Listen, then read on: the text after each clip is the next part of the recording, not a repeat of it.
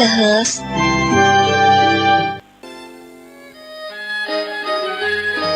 ขอเชิญร่วมสร้างบุญสร้างบารมีสืบกำกึดยึดเจตนาเสริมสร้างศรัทธานำพาประชาชนร่วมจิตร่วมใจทั้งประวัติศาสตร์ชาวอำเภอเวียงป่าเป้าจังหวัดเชียงรายและประชาชนจังหวัดเชียงใหม่ร่วมกันสร้างมหาบารมีม่อนพระเจ้าศรีสองเมืองร่วมพิธีพุทธาภิเษกยกยอดฉัตรเจดีย์ศรีสองเมืองระหว่างวันที่ 18 ถึงวันที่ 20 มีนาคม 2565 และร่วมเช่าบูชาเหรียญพระเจ้าศรีสองเมืองเหรียญแม่นางแก้วรุ่นแรกรุ่นเดียวในตำนานแห่งการสร้างม่อนพระเจ้าศรีสองเมืองดอยนางแก้ว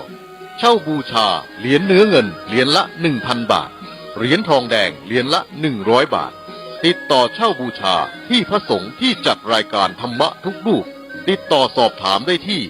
086-181-0423 และ 099-836-6322 หมดเขตจองวันที่ 14 กุมภาพันธ์ 2565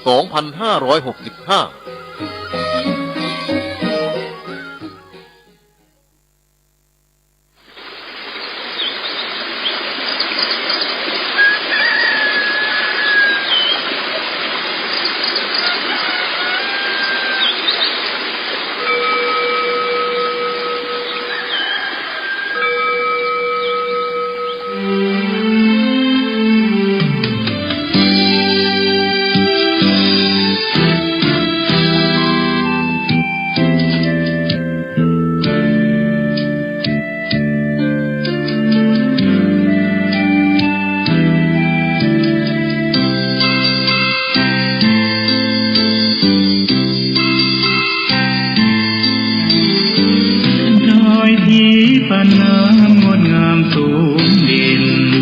รอยธรรมเทระพระเนตรฝากเสียงผ่านสายลมลอยเชิญชวนศรัทธาร่วมบูรณาวัดป่าดงดอยยอดภูนางแก้วยังคอยเท่าแสงส่องฟ้าอำไพคลื่นธรรมสีขาวพาเราแช่มชื่นเป็นผู้รู้ผู้ตื่นเบิกบานทั้งกายและใจเผยแผ่คำสอนองค์ชินวรขจรกว้างไกลข่าวสารงานบุญที่ใดสื่อออนไลน์ไปถึงญาติโยมพระธาตุเจดีย์ศรีสองเมืองเปล่งประกายแล้วบนยอดดอยนางแก้วมีโอกาสแวะเวียนไหว้ชมจำลองจากดอยสุเทพดอยทุ่งคู่ธาตุบรมพลังแรงใจญาติโยมร่วมสร้างสมทันบารมีสีขาวคลื่นธรรมนำพาความสุขพระเนรที่ทางคลายทุกข์เกิดปิติสุขให้ทุกทินทีเปิดฟังธรรมะพระจัดรายการหลายคลื่นบางร่วมสร้างมหาทานบารมีพระธาตุเจดีย์ศรีสองเมือง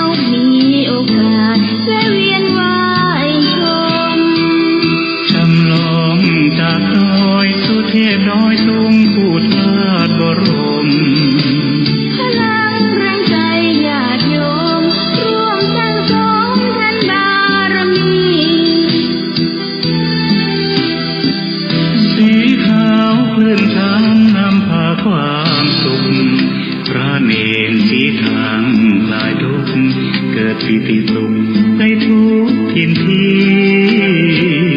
เปิดฟังธรรมะพระจัดรายการหลายคลื่นความถี่ ร่วมสร้างมหาทานบารมีพระธาตุเจดีย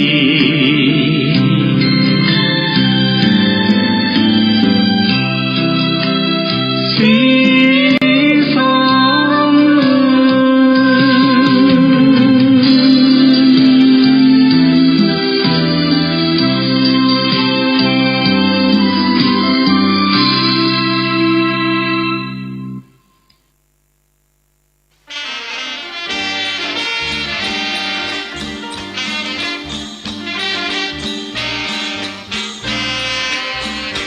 กสิก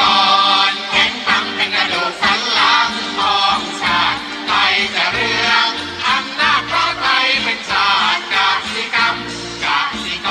รแข็งขังเป็นกระดูกสันหลังของชาติไทยจะเรือง ที่นี่สถานีวิทยุ FM 104.50 เมกะเฮิรตซ์วัดฝายหิน มหาวิทยาลัยเชียงใหม่ จังหวัดเชียงใหม่ รายการต่อจากนี้ไป ขอเชิญท่านผู้ฟังทุกท่านเข้าสู่รายการดี มีคุณค่า น่าติดตาม รายการเกษตร เพื่อชีวิต ดำเนินรายการโดย กลุ่มรักเกษตร ประสานงานโดยนายพิชัยคงพิทักษ์ คณะเกษตร มหาวิทยาลัยเชียงใหม่ หมายเลขโทรศัพท์ 053944030 ขอเชิญทุกท่านติดตามรับฟังได้ณบัดนี้ เป็นชีวิตและจิตใจ มีนิสัยที่แท้เพื่อเอื้ออารีกสิกรแข็งขังเป็นกระดูกสันหลังของชาติไทยจะเรืองอำนาจเพราะไทยเป็นชาติกสิกรรม สิกรรมจึงประจักษ์เป็นหลักมัน อาชีพสำคัญผู้ไทยที่ไรสีใครจะเข้มไทยจะแข็งแรงทวี สวัสดีครับท่านผู้ฟังพบกับรายการเกษตรเพื่อชีวิต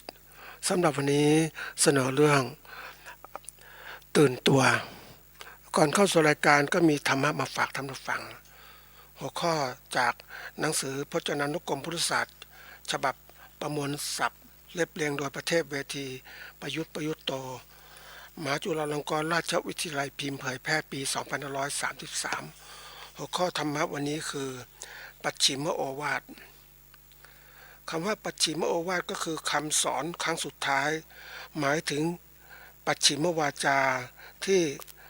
พระดำรัสสุดท้ายของพระพุทธเจ้าก่อนจะปรินิพพาน มีใจความว่าวยธรรมาสังขาราอัปปมาเทนะสัมปาเทถะ